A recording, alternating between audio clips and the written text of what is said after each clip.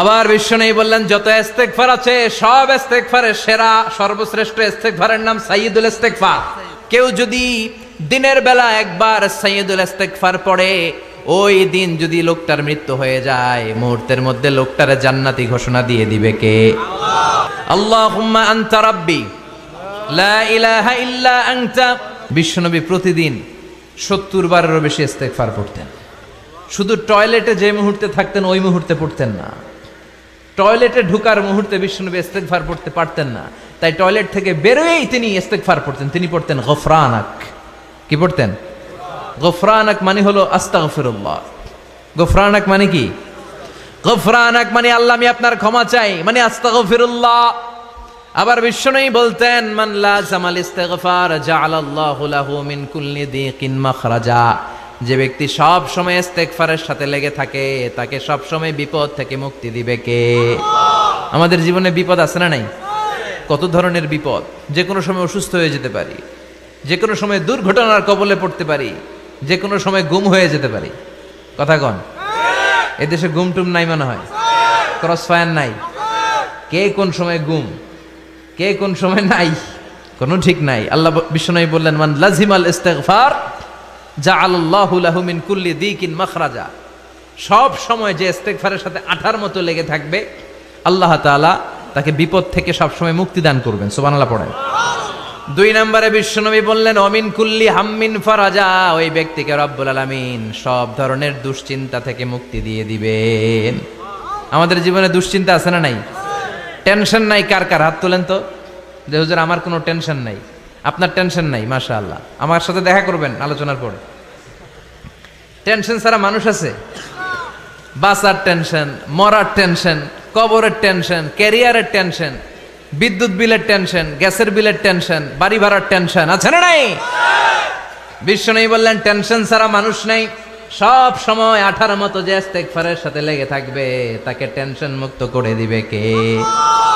3 number, ওয়ারযুকহু মিন হাইসু লা ইয়াহতাসিব। এমন জায়গা থেকে আল্লাহ তাআলা রিজিকের ব্যবস্থা করে দিবেন, সে কল্পনাও করতে পারবে না। আমি নিজে এটার প্রমাণ পেয়েছি। অনেক অনেক সময় আমি কল্পনাও করি নাই যে এখান থেকে আমার রিজিকের ব্যবস্থা হতে পারে। এমন পরিমাণে রিজিকের ব্যবস্থা এসেছে, 2 হাতে নিয়েও কুলাতে পারি নাই। এজন্য সব সময় চলতে ফিরতে উঠতে বসতে ইস্তেগফারের সাথে লেগে থাকার দরকার আছে না নাই?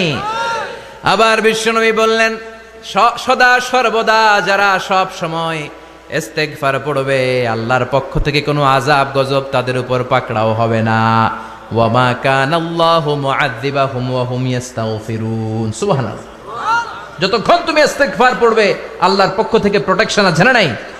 তাহলে 4টা জিনিস পেলেন। 1 নম্বরে, বিপদ থেকে মুক্তি দিবে কে? টেনশন মুক্ত করে দিবে কে? রিজিকের ব্যবস্থা করে দিবে কে? আল্লাহর আযাব আর গজব থেকে আপনার হেফাজতে রাখবে কে? ইস্তেগফার পড়ার 5 নম্বর ফজিলত হচ্ছে, সব সময় ইস্তেগফার পড়লে আপনি মুস্তাজাবুদ দাওয়া হয়ে যাবেন। কি হয়ে যাবেন? মানে দোয়া করলেই কবুল করবে কে? আল্লাহ। মুস্তাজাবুদ দাওয়া, এই টার্মিনোলজি, এই পরিভাষাটা কি আজকে প্রথম শুনলেন? খেয়াল রাখবেন, মুস্তাজাবুদ দাওয়া মানে এমন ব্যক্তি, যেই ব্যক্তি দোয়া করতে দেরি কিন্তু দোয়া কবুল হতে দেরি হয়। হাত তুলে দোয়া করতে দেরি, মুহূর্তেই দোয়া কবুল করে নেয় কে? আল্লাহ। আপনি যদি সব সময় ইস্তেগফারের আমলটা করেন, আপনারে মুস্তাজাবুদ দাওয়া বানিয়ে ফেলবে কে? আল্লাহ। আপনারা ইমাম আহমদ ইবনে হাম্বলের নাম শুনেছেন? আমাদের ইসলামে 4টা মাযহাবের প্র্যাকটিস আছে, অনুশীলন। হানাফি, শাফিঈ, মালিকি। 4 নাম্বারটা কথা কন। আরো অনেক মাযহাব আছে, কিন্তু এই 4টা মাযহাব বেশি প্রসিদ্ধ। গোটা বিশ্বের মানুষগুলো কোরআন সুন্নাহর আলোকে যে আমলগুলো করে, এটা 4টা মাযহাবের রেফারেন্সের সাথে কোনো না কোনো ভাবে মিলে যায়। এটার প্রথমটা হচ্ছে হানাফি, দ্বিতীয়টা শাফিঈ, তৃতীয়টা 4 নম্বরটা সবাই বলেন কি নাম? হাম্বলি। ইমাম আহমদ ইবনে হাম্বল এই মাযহাবের ধারক বাহক প্রতিষ্ঠাতা। তিনি ছিলেন জগৎ বিখ্যাত মুহাদ্দিস। ওনার পুরো জীবনটা উনি হাদিস সংগ্রহের কাজে ব্যয় করেছেন,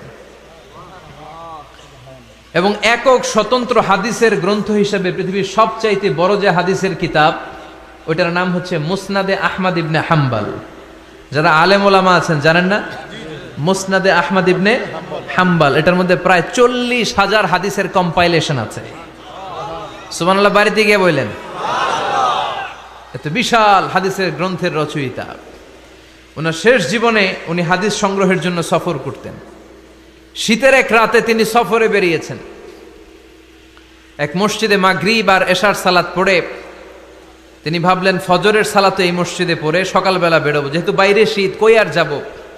ব্যাগ থেকে কাঁথা বের করে হাদিস পড়তে শুরু করেছেন, আর ভাবলেন হাদিস পড়তে পড়তেই রাতটা কাটিয়ে দিব। কিন্তু মসজিদের দারোয়ান এসে বলে, মুরব্বী মসজিদে তো থাকা যাবে না, আপনি বেরোন। আহমদ ইবনে হাম্বল অনুনয় বিনয় করলেন যে তোর কাছে হাত জোর করে ক্ষমা চাই বাবা, এই শীতের রাতে আমারে বের করে দিস না, আমি রাতটা মসজিদে কাটাতে চাই। আমি ফজরের নামাজেরও মুসল্লি এই মসজিদের, আমি ফজর পরে তারপরে যাব। দারোয়ান সে না ছোট বান্দা, সে বলে না মসজিদে থাকতে পারবেন না, বেরোন বেরোন, না বেরোলে গাঠটি সহ ঘাট ধাক্কা দিয়ে বের করে দেব। চিনতে পারে নাই যেটা মুহাদ্দিস উদ্দাহার, এ যুগের সর্বশ্রেষ্ঠ মুহাদ্দিস ইমাম আহমদ ইবনে হাম্বল। এখন উনি আর কি করবেন, কিছু করতে না পেরে ব্যাগ নিয়ে বেরোয় গেলেন। প্রচন্ড শীতের রাতে, কনকনে শীতে তিনি কাঁপছেন। হাঁটতে হাঁটতে চলতে চলতে হঠাৎ দেখলেন একটা বাজার। ওই বাজারে এক খাব্বাজ, রুটির দোকানদার, শাবুন খাব্বাজ, যুবক রুটি বানাচ্ছে। যে সালাম দিলেন, আসসালামু আলাইকুম। বাবা, শীতের রাতে বিপদে পড়েছি, যাওয়ার জায়গা নেই। তোমার যে চুলাতে তুমি রুটি বানাও, এই চুলার পাশে বসে যদি সারা রাত আমি কাটিয়ে দেই আর চুলা থেকে আগুন পোয়াই, তোমাকে কোনো ক্ষতি হবে? যুবক বলেন, না না, কোনো ক্ষতি হবে না। আহলান ওয়া সাহলান, এ আমার হাবান বিক, খোশ আমদেদ, এটা তো খোশ নসিব আমার, আপনি আগুন পোহালে আমার সমস্যা কি, আসেন। ইমাম আহমদ ইবনে হাম্বল যুবককে শুকরিয়া জানিয়ে, আল্লাহর শুকরিয়া করে চুলার পাশে বসে আবার হাদিস পড়তে লাগলেন। কিন্তু তিনি লক্ষ্য করলেন যে যুবকটা একটু পর পর আওয়াজ করে পড়ে আস্তাগফিরুল্লাহ। কি পড়ে? আটা দিয়ে রুটি বানায়, পড়ে আস্তাগফিরুল্লাহ। রুটির খামির বানায়, পড়ে আস্তাগফিরুল্লাহ। খামিরগুলো দলা বেঁধে গোল গোল করে সাজিয়ে রাখে, আর কি পড়ে? বেলুন দিয়ে এগুলোর বলে চুলার ভিতরে ঢুকায় দেয়, আর কি পড়ে? কেউ রুটি কিনতে আসলে তার হাতে রুটি তুলে দেয়, আর কি পড়ে? টাকা দিলে টাকা নিয়ে ক্যাশ বক্সে রেখে দিয়ে কি পড়ে? শুধু পড়ছে আস্তাগফিরুল্লাহ আস্তাগফিরুল্লাহ। ইমাম আহমদ ইবনে হাম্বল তো অবাক, ঘটনা কি, এই যুবকের হলোটা কি? শুধু আস্তাগফিরুল্লাহ। তিনি হাদিসের কিতাবটা বন্ধ করে যুবককে জিজ্ঞেস করলেন, বাবা, আসার পর থেকেই দেখছি তুমি শুধুই পড়ছো আস্তাগফিরুল্লাহ আস্তাগফিরুল্লাহ আস্তাগফিরুল্লাহ, ঘটনাটা কি? কেন এত তুমি ইস্তেগফার পড়ো? যুবক বলল, এটা আমার একটা চিরাচরিত আমল, সব সময় আমি এই আমলটা করি। আমি সব সময় ইস্তেগফারের সাথে আঠার মতো লেগে থাকি, আর সব সময় ইস্তেগফার পড়ার কারণে আল্লাহ তাআলা আমাকে মুস্তাজাবুদ দাওয়া বানিয়ে দিয়েছে। মানে আমি দোয়া করলেই দোয়া কবুল হয়ে যায়। এই জীবনে আমি যত দোয়া হাত তুলে করেছি, মুহূর্তের মধ্যে আমার দোয়াগুলো কবুল করে নিয়েছে কে? শুনে তো ইমাম আহমদ ইবনে হাম্বল অবাক, বলে কি, আনতা মুস্তাজাবুদ দাওয়া, তুমি মুস্তাজাবুদ দাওয়া, তুমি দোয়া করলেই কবুল? না, আনা মুস্তাজাবুদ দাওয়া, হ্যাঁ আমি দোয়া করলেই কবুল হয়ে যায়। তুমি জীবনে যা দোয়া করেছো সব পেয়েছো? হ্যাঁ, আমি জীবনে যা দোয়া করেছি আমি সব পেয়েছি, সব দোয়া কবুল হয়েছে আমার জীবনে, শুধু একটা দোয়া ছাড়া। ইমাম আহমদ ইবনে হাম্বলের কৌতূহল আরো বেড়ে গেল। সব দোয়া তোমার কবুল হয়েছে, একটা দোয়া কবুল হয় নাই, সেটা আবার যুবক বলতে আরম্ভ করলো, আমার যে দোয়াটা কবুল হয় নাই সেটা হচ্ছে আমি আল্লাহর কাছে অনেকবার দোয়া করেছি, আল্লাহ শুনেছি এই জামানার সবচেয়ে বড় মুহাদ্দিস, তার নাম নাকি ইমাম আহমদ ইবনে হাম্বল। আল্লাহ তোমার কাছে আমার আকুতি, তোমার কাছে আমার মিনতি, আমি যেন এত বড় মুহাদ্দিসের হাতে হাত রেখে মুসাফা করতে পারি আর তার কপালে একটা চুমু দিতে পারি। আমার এই দোয়াটা আজও কবুল হয় নাই, আজও আল্লাহ তাআলা এই দোয়াটা কেন যে কবুল করে না আমি জানি না। একথা শুনে ইমাম আহমদ ইবনে হাম্বল আবেগপ্রবণ হয়ে গেলেন, আর নিজেকে ধরে রাখতে পারলেন না, চোখের পানি ছেড়ে দিলেন আর বললেন, ইয়া শাব, হে যুবক, আহমদ ইবনে হাম্বলের সাথে দেখা করার জন্য তোমার আহমদ ইবনে হাম্বলের দরবারে যাওয়ার দরকার নাই, তোমার এই দোয়াটাও আল্লাহ কবুল করে নিয়েছে। আহমদ ইবনে হাম্বল দেখা দেওয়ার জন্য তোমার দরবারে ছুটে এসেছে।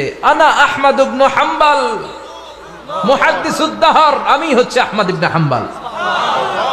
যুবক নিজেকে ধরে রাখতে পারে না, চোখের পানি ছেড়ে দিয়ে ওই যুগের সব চাইতে বড় মুহাদ্দিসকে জড়িয়ে ধরে হাতের মধ্যে হাত রেখে মুসাফা করে আহমদ ইবনে হাম্বলের কপালে চুমুকে দেয়, আর আহমদ ইবনে হাম্বলের কাছে দোয়া চেয়ে বলল, ও ইমাম, রব্বুল আলামিন আমার জীবনের কোন দোয়া আজকে আর বাকি রেখে দেন নাই, এই যেই দোয়াটা বাকি ছিল এই দোয়াটাও আল্লাহ কবুল করে নিয়েছে। এই দোয়াটাও কবুল, মুস্তাজাবুদ দাওয়া।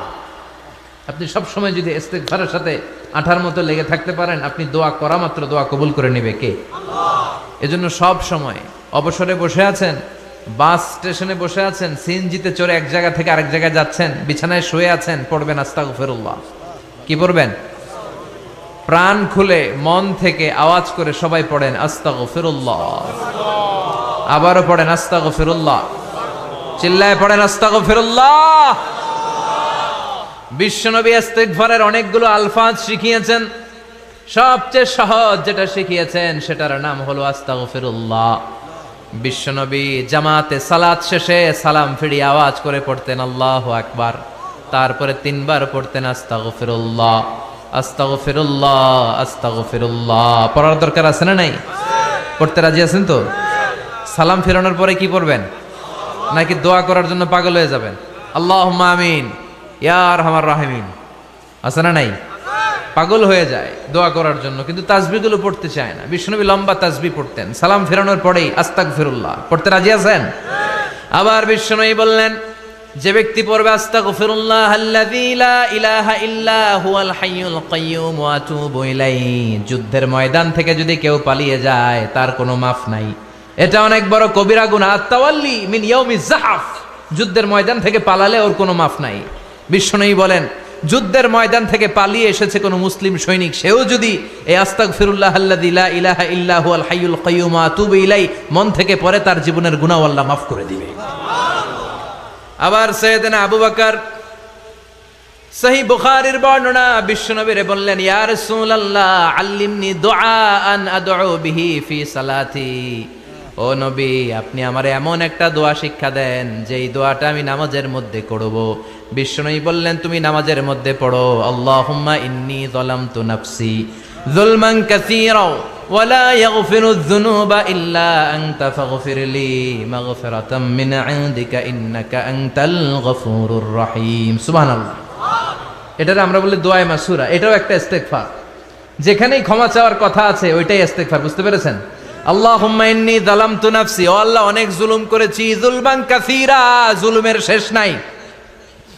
ওয়ালা ইয়াগফিরুয যুনুবা ইল্লা আনতা, আপনি ছাড়া এই জুলুম আর পাপ ক্ষমা করার কেউ নাই। ফাগফিরলি মাগফিরাতাম মিন ইনদিক, নিজ গুণে আমার গুনাহ ক্ষমা করে দেন। ওয়ালা ইয়াগফিরুয যুনুবা ইল্লা আনতা, আপনি ছাড়া গুনাহ ক্ষমা করার দ্বিতীয় কেউ নাই। আমাদের পাপ ক্ষমা করার আর কোনো সত্তা আছে? চিল্লায় বলেন আছে? আবার বিশ্বনবী বললেন, যত ইস্তিগফার আছে সব ইস্তিগফারের সেরা সর্বশ্রেষ্ঠ ইস্তিগফারের নাম সাইয়্যিদুল ইস্তিগফার। কি নাম? সহিহ বুখারীর বর্ণনা, শাদ্দাদ ইবনে আউস রাদিয়াল্লাহু তাআলা আনহু বর্ণনা করে বলেন, কেউ যদি দিনের বেলা একবার সাইয়্যিদুল ইস্তিগফার পড়ে, ওই দিন যদি লোকটার মৃত্যু হয়ে যায়, মুহূর্তের মধ্যে লোকটারে জান্নাতি ঘোষণা দিয়ে দিবে কে? আল্লাহ। রাত্রি বেলা যদি কেউ সাইয়্যিদুল ইস্তিগফার একবার পড়ে, ওই রাতে ইন্তেকাল হলে তার জীবনের সব গুনাহ মাফ করে দিয়ে ওই লোকটারেও জান্নাতি করে দিবে কে? আল্লাহ। দিনে যদি সাইয়্যিদুল ইস্তিগফার একবার পড়েন, ওই দিনে ইন্তেকাল করলে আপনি জান্নাতি। রাতে যদি সাইয়্যিদুল ইস্তিগফার কেউ পড়েন, ওই রাতে ইন্তেকাল হলে আপনি জান্নাতি। এটা সহিহ বুখারীর বর্ণনা। সব ইস্তিগফারের রাজা, শ্রেষ্ঠ ইস্তিগফার। মুখস্থ আছে না? কার কার মুখস্থ আছে? হাত তুলেন। সাইয়্যিদুল ইস্তিগফার মুখস্থ আছে কার?